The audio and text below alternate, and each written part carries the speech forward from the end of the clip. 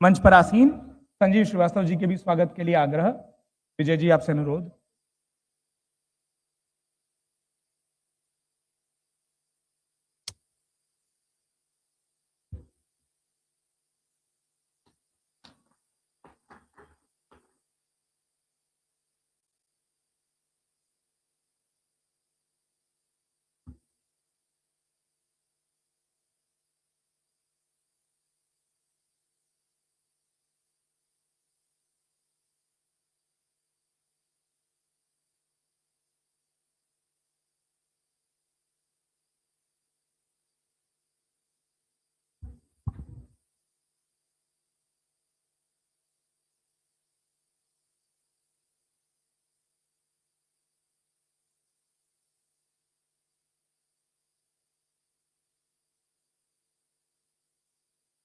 बहुत बहुत धन्यवाद सर। और बिना किसी देर के, जैसा मैंने कहा कि हम इस मंच के जरिए एक दुर्लभ अवसर के साक्षी बन रहे हैं, और अवसर ये कि आदरणीय नंदगोपाल गुप्ता नंदी जी प्रयागराज से ही हैं। और हम सब जब प्रयागराज आते हैं बतौर मीडिया कर्मी या बतौर आम नागरिक भी, हमने देखा है कि इस नगर में जितनी व्यवस्थाएं आपके द्वारा की गई हैं, आपके परिवार के द्वारा की गई हैं, क्योंकि मैम भी हम जानते हैं कि वो भी इस नगर की सेवा में हैं, तो हम सभी अतिथि हो जाते हैं। लेकिन मैंने जैसा पहले ही कहा कि एक दुर्लभ अवसर है कि आज आप ही के नगर में हमको आपके आतिथ्य का मौका मिला है। बिना किसी देर के स्वागत भाषण के लिए मैं आमंत्रित करता हूं आदरणीय जयदीप कर्णिक जी, संपादक अमर उजाला डिजिटल। इस कार्यक्रम में आप सभी मंचासीन अतिथियों के और इस कार्यक्रम की रूपरेखा रखते हुए आप स्वागत भाषण के लिए।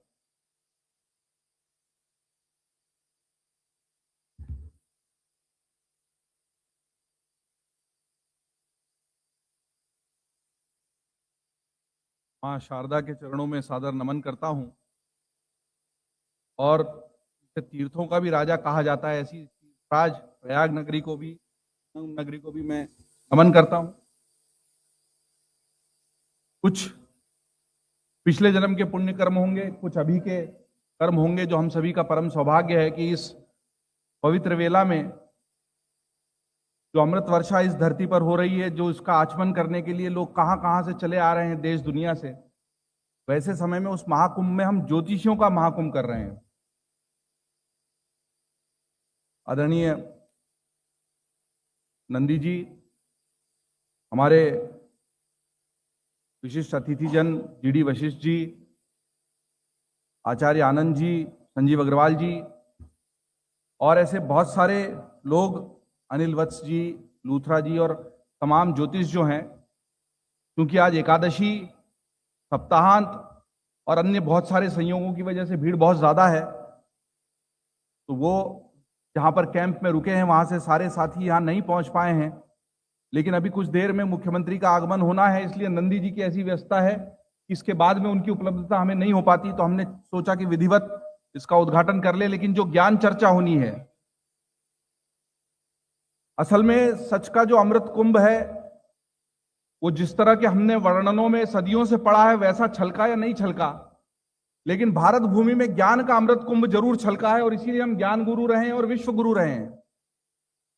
और ज्ञान गुरु और विश्व गुरु के उस पुराने अस्तित्व और वैभव में खोए रहने की बजाय इस आधुनिक दुनिया में, इस आधुनिक समाज में कैसे वापस उस ज्ञान का आचमन कर कर, उसको अर्घ्य देकर, उस ऋषि मुनियों की तपस्या को फिर से अपने प्रयत्नों से, अपने ज्ञानार्जन से जीवंत करके हम आगे बढ़ाएं, इसी प्रयत्न का एक हिस्सा है आज का ये ज्योतिष महाकुंभ।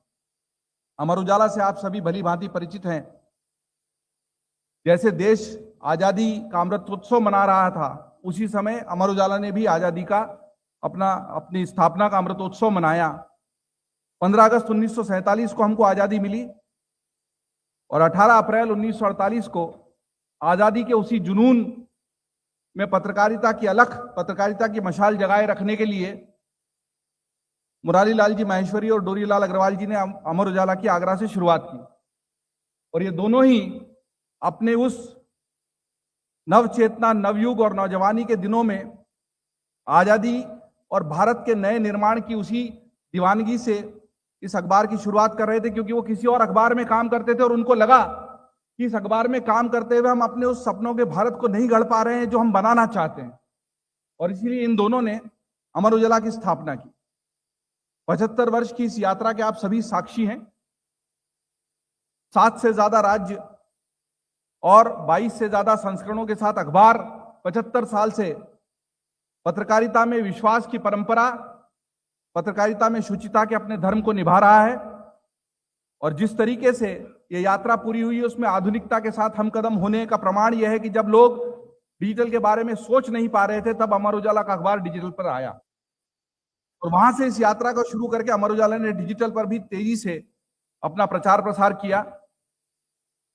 नंदी जी और अन्य विशिष्ट जनों को बताना चाहता हूं कि अखबार के अपने प्रसार के अलावा भी हम डिजिटल में उन सभी राज्यों में मौजूद हैं जहां से अखबार प्रसारित नहीं भी होता है, लेकिन हमारे पाठकों का प्रेम है जो हम मध्य प्रदेश, राजस्थान, छत्तीसगढ़, बिहार, महाराष्ट्र जैसे राज्यों से भी अपने संवाददाताओं और साथियों के माध्यम से लगातार खबरें दे रहे हैं। और इन खबरों की पठनीयता देश में नहीं विदेशों में भी बहुत ज्यादा है। जब हम अमर उजाला के मेन हमारी मुख्य वेबसाइट है उस पर लगातार कवरेज देते हैं तो हमको यह समझ में आता है कि लोग खबरें पढ़ते हैं, तरह तरह के अन्य विचारों को भी पढ़ते हैं, लेकिन जिस तरीके से वो धर्म, अध्यात्म और ज्योतिष से जुड़ते हैं वो अपने आप में हमें यह बताता है कि भारत के जनमानस की रुचि किन विषयों में है। नवीन जी भी आ गए, मैं चाहूंगा कि वो भी मंच पर आ जाएं। हमारे प्रयागराज के संपादक हैं, नवीन जी का भी कार्यक्रम में स्वागत है। मंत्री जी पहले आ गए, आज उल्टा हो गया, और वैसे ही हुआ जैसे फिल्मों में होता है, मंत्री जी आए उसके बाद चेकिंग हो रही थी, मंत्री जी स्क्वाड वाले बाद में आए, तो यहाँ के मंत्री जो हैं वो खबरों से भी तेज हैं। ताली बजा दीजिए भाई नंदी जी के लिए। हमारे जो बहुत सारे और विशिष्ट अतिथिगण हैं वो भी मुझे लगता है कुछ देर में सभागार में होंगे। हमारे साथी उनके लोकेशन ट्रैक कर रहे हैं, आज भीड़ के कारण थोड़ा जाम ज्यादा है, उनकी दिक्कतें हैं। तो मैं आपको बता रहा था कि अखबार में भी ज्योतिष छपता रहा है शुरू से। धर्म अध्यात्म पर कभी सप्ताह में एक पेज आ जाएगा, कोई परिशिष्ट आ जाएगा, लेकिन जब आप डिजिटल पर जाते हैं ना तो आपको पाठकों की रुचि का सीधा सीधा पता लगता है।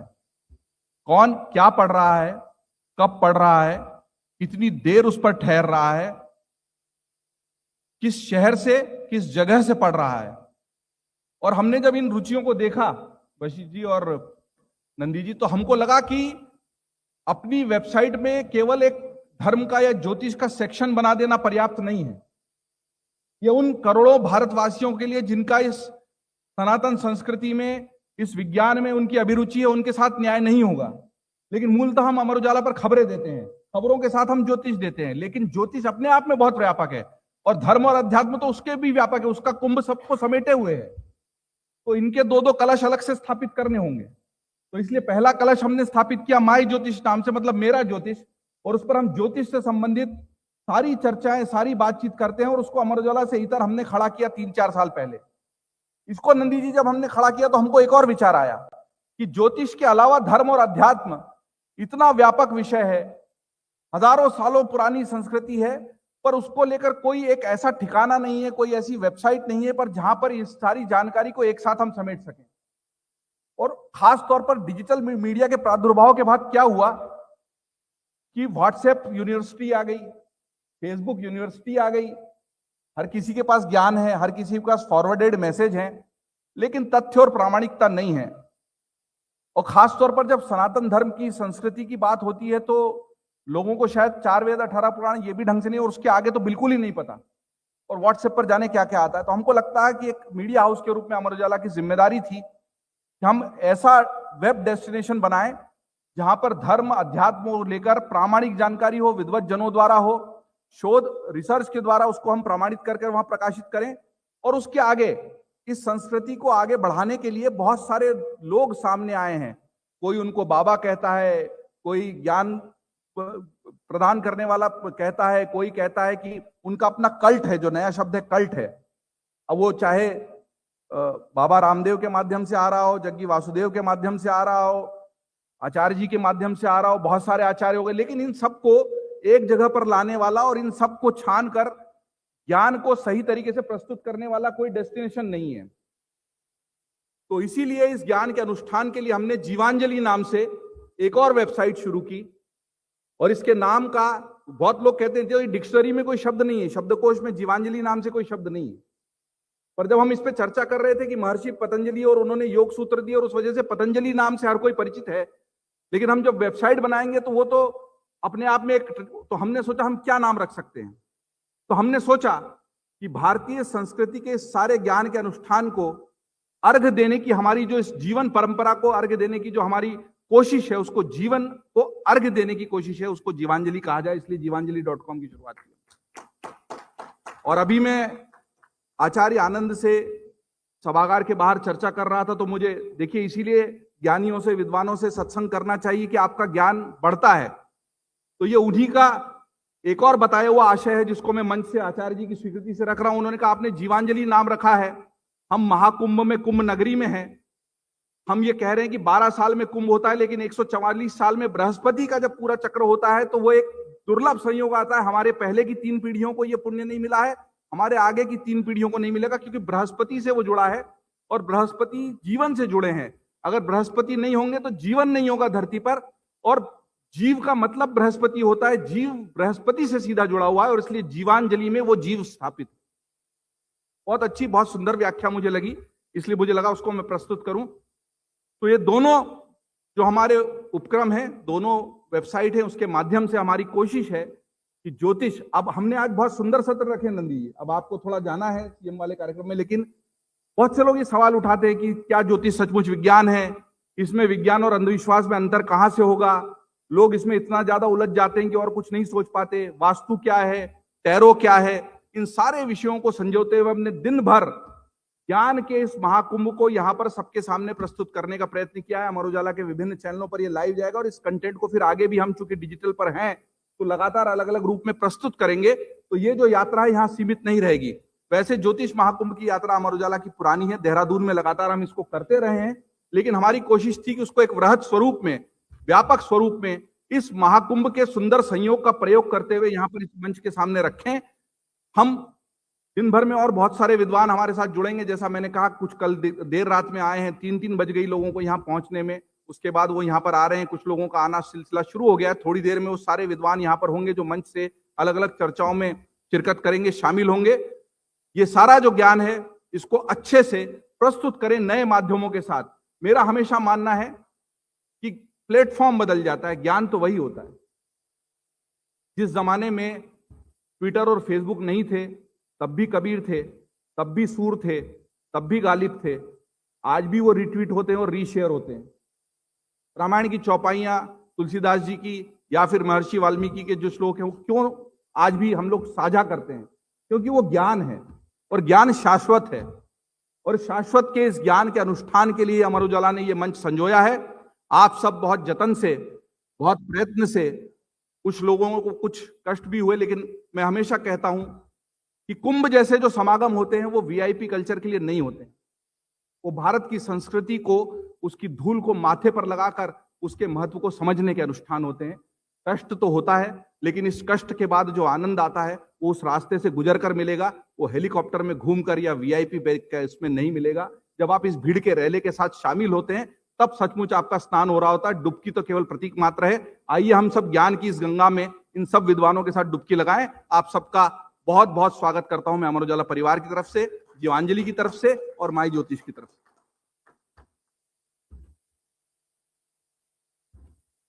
बहुत बहुत धन्यवाद सर। और हम उस वक्त के इशारे को भी समझते हैं और आदरणीय मंत्री जी आपके इशारे को भी समझते हैं। आज ढेर सारे प्रायोजन है और जैसा मैंने कहा कि आप सबसे शायद बेहतरीन अतिथि, रिकॉर्डधारी शख्स जो सबसे ज्यादा प्रयागराज संगम में डुबकी लगा चुके हैं और आगे भी लगाएंगे। हम सबके नाम की भी आप लगाते रहते हैं, पूरे प्रदेश देश के नाम की भी आप लगाते रहते हैं। बिना किसी देरी के मंच पर मैं आमंत्रित करना चाहूंगा आदरणीय मंत्री उत्तर प्रदेश सरकार नंद गोपाल गुप्ता नंदी जी को, और खास तौर पर एक लाइन कहते हुए कि इन्होंने जीवन में एक ऐसे वक्त का भी सामना किया है कि ये जानते हैं कि भाग्य, ज्योतिष, और जब भाग्य में कुछ लिखा हो तो वो कैसे नहीं मिटता। जब ईश्वर चाहता है, जब ईश्वर का वरद होता है तो कितनी भी प्रयास, कितनी भी कोशिशें क्यों ना हो, कुछ कैसे क्यों नहीं मिटता। हम सब ने आपके मुंह से वो कहानियां सुनी हैं। उस दिन को आप जिस तरीके से आम लोगों के लिए मनाते हैं वो हर साल तस्वीरों में देखा है। तो ऐसे मंच पर जिस पर आपका खूब विश्वास हो, आपको उद्बोधन के लिए आमंत्रित करते हुए सहर्ष बहुत बहुत स्वागत सर। आप आमंत्रित है अपने शब्दों के लिए।